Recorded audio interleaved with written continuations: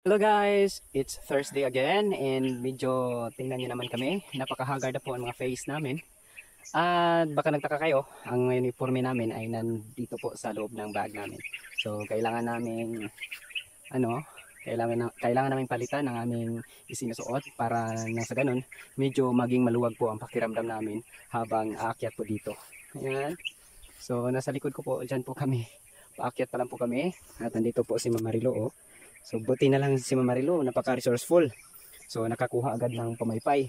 So medyo malayo-layo na rin ang nilakad namin. At ngayon, dito lang muna tayo pansamantalang magpahinga sa ilalim ng puno ng bayabas kasi medyo masikip sa dibdib kapag agaran mong lakarin papunta doon sa tuktok. Ayan. Kaya standby mode muna kami dito habang habang kakain kami ng mais. Excuse me po. Hindi to mais.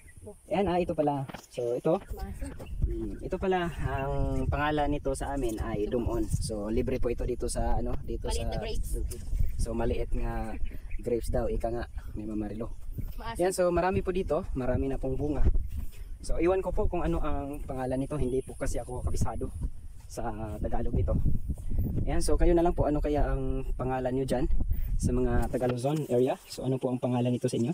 So actually makakain po ito.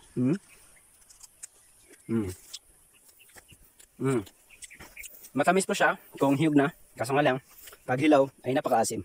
Gaya nito.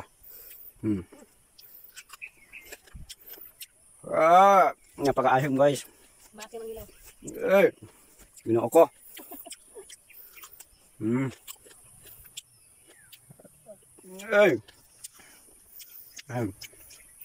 Hindi maganda.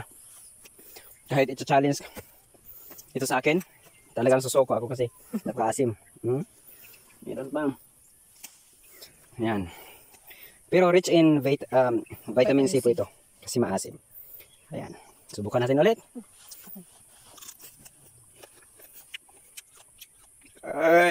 Kinakain mo pati ba to?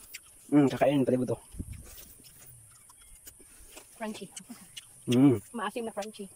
Tingnan mo kung rin, oh. Asim kilig. Napaka-asim guys. Ayan. Di ba? Kain lang kain. Kain lang ng kain.